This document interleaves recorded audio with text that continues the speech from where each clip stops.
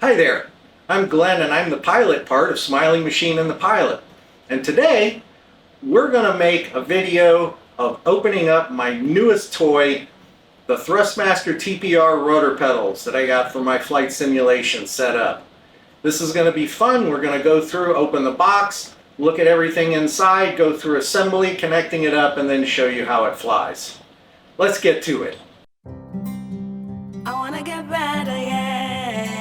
Better, yeah. Every day I wanna be just fine,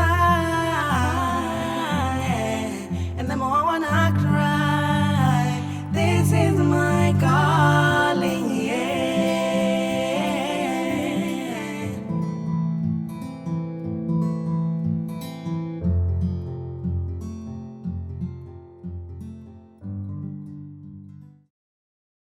This is what the box looks like after I removed it from the shipping box. Let's open it up and see what's inside.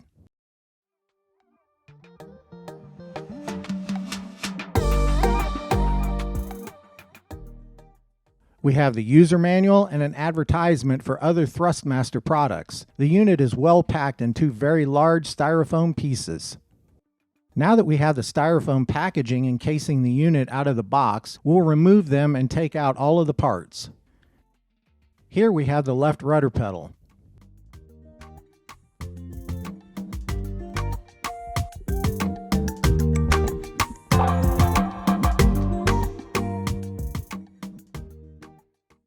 We remove one of the styrofoam panels, and in here we find a set of tools, the USB cable to connect the unit to the computer, and the main unit itself. Everything is well packaged, wrapped in plastic, and padded very well.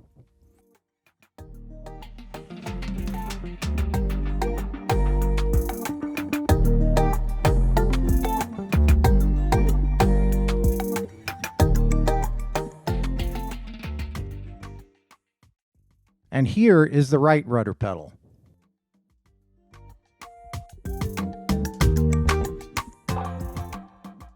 Here you see everything out of the packaging. The main unit is all metal construction with a steel housing and base and cast aluminum arms for the rudder pedals. The rudder pedals themselves are also cast aluminum. This unit is very heavy at about 15 pounds. It looks like a high quality product so far. Let's get it assembled and see how it works.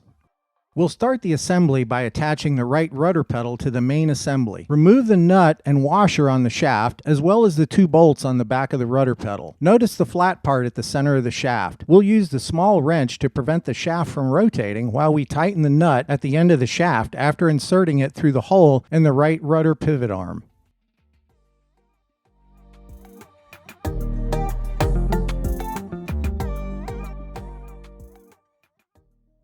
Slide the threaded end of the rudder pedal shaft all the way through the hole in the pivot arm. Next, slide the washer over the shaft and then attach the nut to the shaft. Use the small wrench to hold the flat part of the shaft from the rear while tightening the nut on the shaft with the large wrench.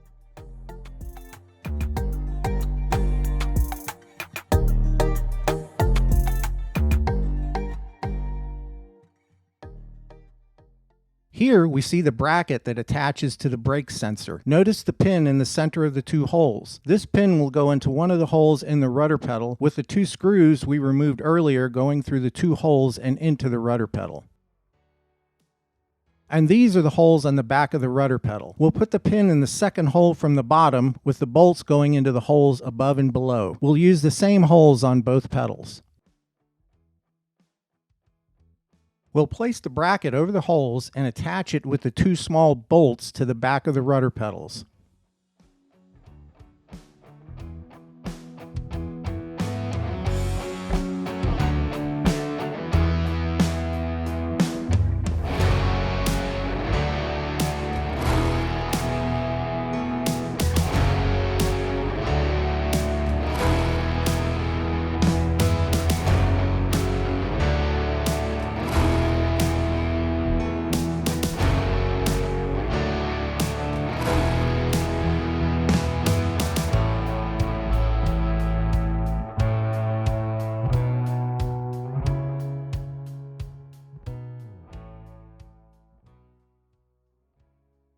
And here's how it looks and works.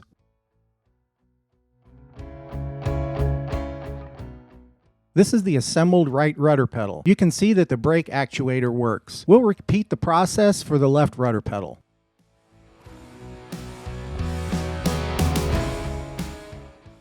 Insert the shaft of the left rudder pedal through the hole in the left rudder pedal pivot arm. Place the washer over the shaft, then attach the nut to the shaft.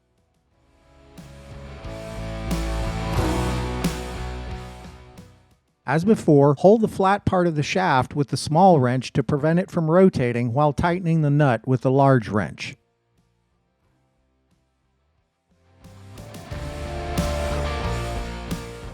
Next, we attach the left brake sensor actuator bracket to the left rudder pedal. Make sure that you use the same holes on the left rudder pedal as you did on the right.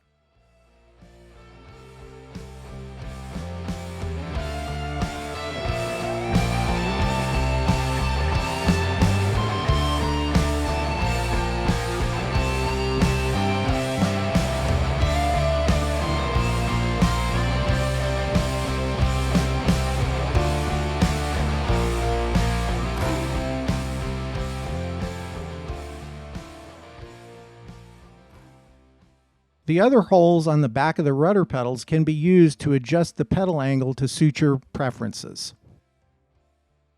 The final step is to attach the USB cable to the connector on the back of the main housing.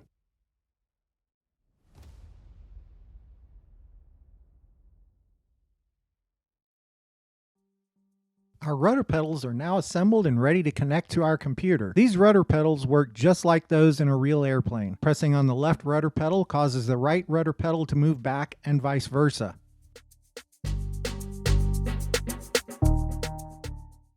Also, the tops of the rudder pedals are the brakes, and you control the left and right brake independently by pressing the top of the left or right rudder pedal.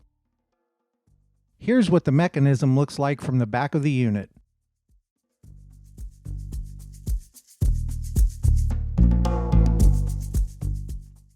We've connected the rudder pedals to the computer. You can see that when depressing the left rudder pedal, the rudder moves to the left and vice versa. Even slight movements of the rudder pedal are detected and appear as rudder movements in the simulator.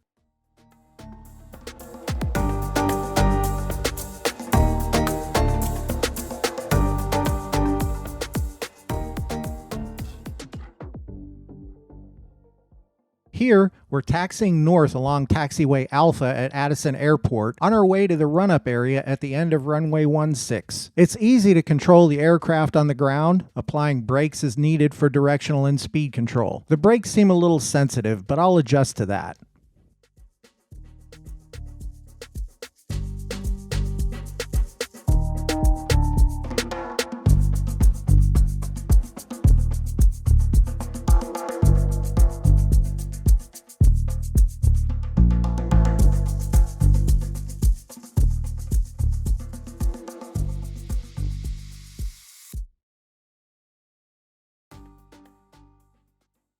We're taxiing onto runway 16 at Addison Airport for takeoff, although for some reason X-Plane still shows it as runway 15.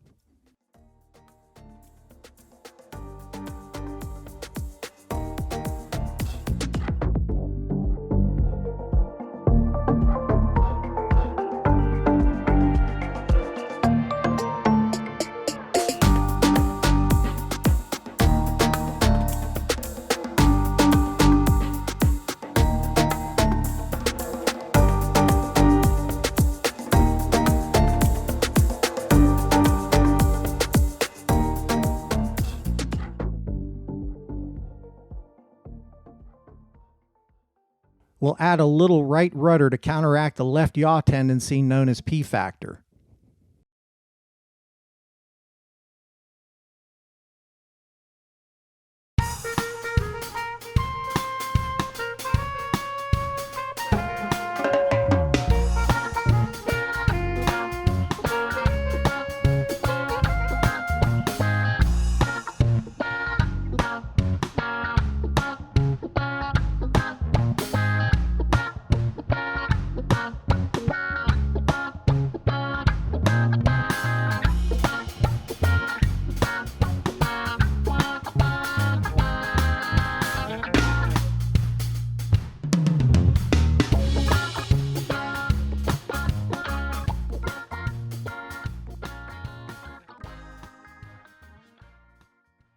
As you can see, many rudder movements are very slight, yet necessary to maintain coordinated turns.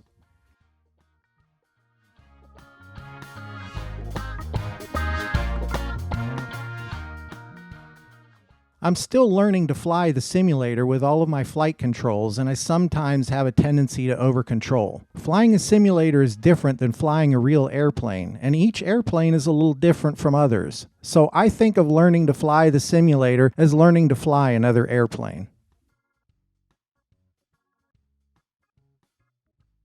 Now I'll try my first landing with these rudder pedals. We're starting on about a 3-mile final for the runway. I'll caution you that, in my experience so far, it's more difficult to land an airplane in a simulator than it is to land a real airplane. Again, I'm thinking of learning to fly and land the simulator as learning to fly a new airplane. Again, I have a tendency to over-control sometimes, which should stop with practice. Also, the feel and absence of depth perception, because of only seeing what's on the screen, makes a difference. But my brain will adjust the more that I work with my simulator setup.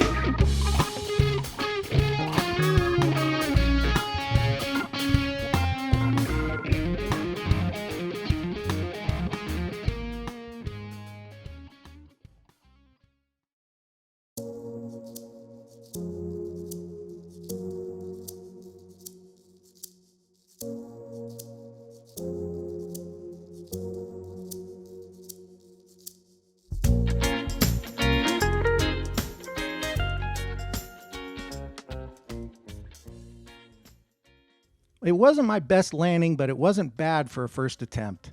I really like these Thrustmaster TPR Rudder Pedals. They're big and solid, and they make your simulator experience much more realistic. Thanks for watching, and don't forget to like, comment, share, and subscribe.